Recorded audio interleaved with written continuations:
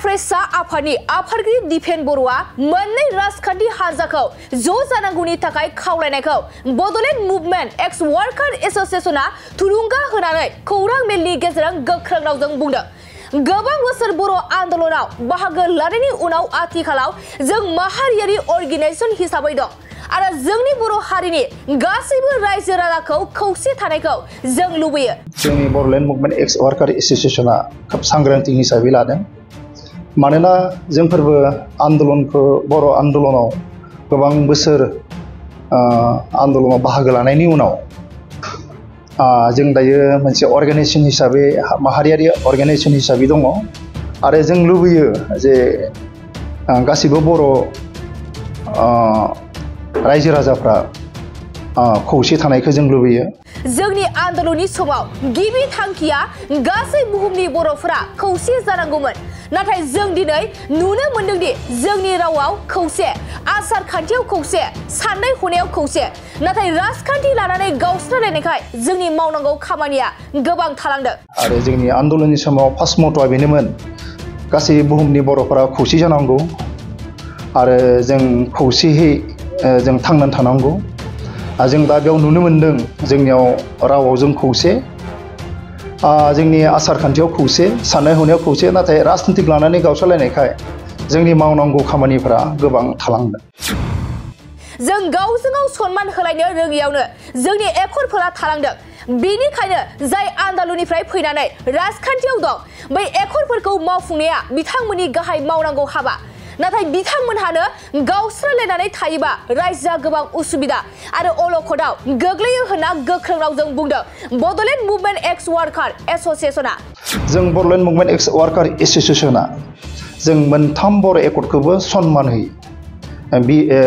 BAC accord, BTC accord आरो BTR accord. खोथाया जाहैबाय मा, जेब्ला जों सनमान होलायनो रोङियाव जोंनि एकर्डफोरा थालांदों। बेनिखायनो जुदि गासैबो आन्दोलनाव लोब्बा थानाय गासैबो राजनितिक जाय आन्दोलननिफ्राय फैनानै राजनितिकआव दङ,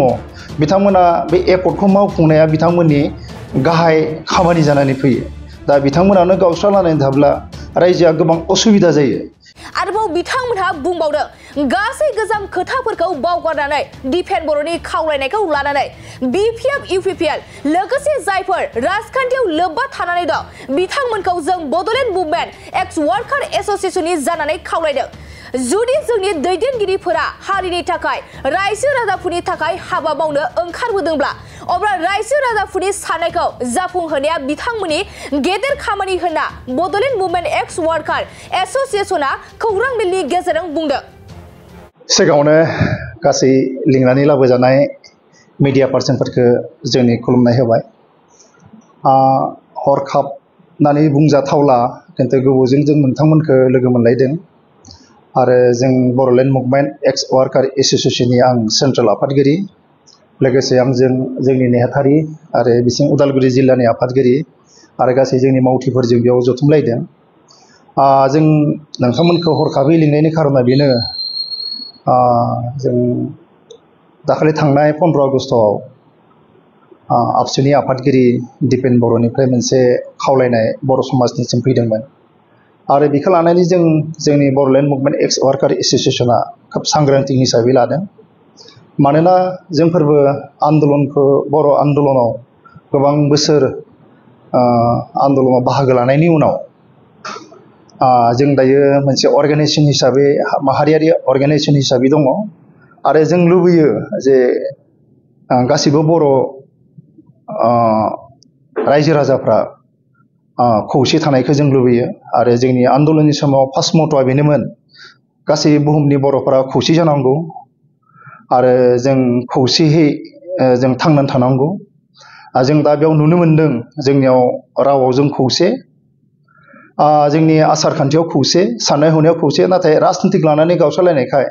जोंनि मावनांगौ खामानिफोरा गोबां थालांदों। जों बड'लेण्ड मुभमेन्ट एक्स वार्कार एस'सिएशना जों मोनथाम बर' एकर्डखौबो सनमान होयो। बिएसि एकर्ड, बिटिसि एकर्ड आरो बिटिआर एकर्ड। खोथाया जाहैबाय मा, जेब्ला जों सनमान होलायनो रोङियाव जोंनि एकर्डफोरा थालांदों। बेनिखायनो जुदि गासैबो आन्दोलनाव लोब्बा थानाय गासैबो राजनितिक जाय आन्दलननिफ्राय फैनानै राजनितिकआव दङ बिथांमोना बे एकर्डखौ मावफुंनाया बिथांमोननि गाहाय खामानि जानानै फैयो दा बिथांमोनानो गावस्रालानानै थाब्ला रायजोआ गोबां असुबिदा जायो बेनिखायनो जों गासैबो बर' रायजोफोरखौ खावलायनो नागिरदों जे बिथांमोना गावसोरनि एसे लुबैनायखौ गारनानै जातिनि गेदेर साननायनि थाखाय गेदेर बड'फानि गेरेमसा हारि दानाय बा गेदेर साननाय हनायखौ लाखिनानै जे बिथांमोना खौसे जायोब्ला जोंनि जितु एकर्डनि जायफोर थालांनाय खामानिफ्रा मावनायाव मोजां जायो होननानै जोंनि अर्गानाइजेसना जों फोथायो बेनिखायनो मावाखै नङा गोबां बोसोरनि सिगाङावबो बेबायदि गोबां खौसे जानायनि खोथा सावरायबाय थानाय जादों आरो जोंफोरबो ग्रासरुट लेभेलनि लिडार हिसाबै जों बेफोर गासै खामानिफोराव बाहागो दंफायोमोन नाथाय गोजाम खोथाफोरखौ बावगारनानै जोङो जुदि एबार सेन्ट्रेल अपसननिफ्राय दिपेन फंबायनिफ्राय जाय खावलायनाय फैदों बेखौ जोंनि अर्गानाइजेसननिफ्राय आङो आफादगिरि जानानै गासै जोंनि BPF UPPL लोगोसे गोबां जायफोर राजनितिक पार्टियाव लोब्बा थानानै दङ बिथांमोनखौ जों खौसेयै थानो थाखाय जोंनि तरफनिफ्राय जोंबो खावलायदों आरो बिथांनि जाय आह्वान जाय लिंनाय जों बेखौ गोसो गोथारै बरायदों रायजो राजायाथ' खौसे जानायखौनो लुबैयो नाथाय राजखान्थि बिथिङाव खौसे जानाया दिनैनि दिनाव सम्भब नङा होननानै माखासे दैदेनगिरिफ्रा बुंसोलायदों बे बिथिङाव नोंथांमोना मा बुंदों आंथ' फोथायो बेथ' जुदि रायजो राजाया जुदि लुबैदोंब्ला रायजो राजानि थाखाय बिथांमोना मावनो ओंखारबोदों फर दा पिपल बाय दा पिपल अफ दा पिपल होमब्ला रायजो राजानि साननायखौ जाफुंहोनाया बिथांमोननि गेदेर खामानि होननानै आं सानो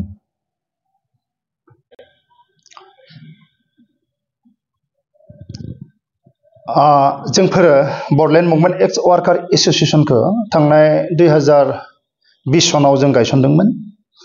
गायसननायनि गुबै थांखियानो जाहैदोंमोन जे जों जायफोरा बे 87 निफ्राय जा बड'फानि हांख्रायनायाव जाय बड'लेण्डनि दावहाया जाजेनदोंमोन बेनिफ्राय जायफोरा आन्दलनाव जुरित जादोंमोन 92 सिम बे पिरियडनि गासै मावथि हान्जाफोरखौ लानानै जों बड'लेण्ड मुभमेन्ट एक्स वार्कार एस'सिएसन होननानै मोनसे संगठन दादोंमोन बे जन्म लग्न जोङो मोनथाम एकर्डखौबो जों सन्मान होनानै आवगायबोदोंमोन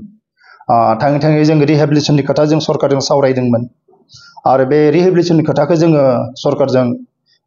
गोबांबार सावरायनायनि गेजेरजों मोनसे माबायाव गभर्नमेन्टनि साननायाव जों रिहेबिलिटेसन खामानिखौ जों मावफुंनो हादों बेबायदि हिसाबै थांनाय बे बोसोरनि बाजेटआव जोंनि थाखाय एसे बाजेटआव जोंनि थाखाय लादों बे बिटिआर सरकारा आसा खालामदों बे 2024 नि गेजेराव जे जायफोरा मुभमेन्टआव दङमोन बिथां साफ्रोमनो जों रिहेबिलिटेसनखौ होनो हागोन होननानै जों सानदों आरो जायफोरा केस दङमोन जों बे केसफोरखौबो 87 निफ्राय 92 नि गेजेराव बे BSc एकर्डनि सिगाङाव बड'लेण्ड दावहायाव जायफोर केस दङमोन जों गासै केसखौबो जों दिखांफिननो हाबाय प्राय 30तानि सायाव केस दङमोन बे दासिमबो आरो गोबाङानो नोरजिया जानानै दंमोन दाहालागिबो जों बे नोरजिया जानायखौबो जोङो मोनसे मेडिकेल टीम बानायनानै जों बे बिटिआर गभर्नमेन्टनि हेफाजाबजों बिथांमोननि थाखाय जों दाहालागि आधुरा जानानै दङब्लाबो जोङो बिथांमोनखौ जों सिकित्सानि थाखाय मोजां खामानि मावबाय थादों आरो फैबाय थानाय समावबो जोंनि जाय बे जोंनि बड'लेण्ड मुभमेन्ट एक्स वार्कार एस'सिएसननि जायफोर रिहेबिलिटेसन खामानि दङ बे रिहेबिलिटेसन खामानिखौ जोङो फोजोबनो हागोन होननानै जों फोथायनानै लादों बेनिखायनो जों सरकारखौबो खावलायनो नागिरदों जे नोंथांमोना जोंनि जा बड'लेण्ड मुभमेन्ट एक्स वार्कार एस'सिएसननि रिहेबिलिटेसन खामानिया नांथानानै दङ बेखौ थाबैनो मावफुंनानै होनांगौ होननानै दिनैनि बे प्रेस मिटनि गेजेरजों आं सरकारनिसिम खावलायदों दा जोबनायाव आं बेखौ खावलायनो नागिरबावदों हयथ' जानो हागौ बर' काछारी अट'नमास काउन्सिलाव थाबैनो इलेक्सन जागोन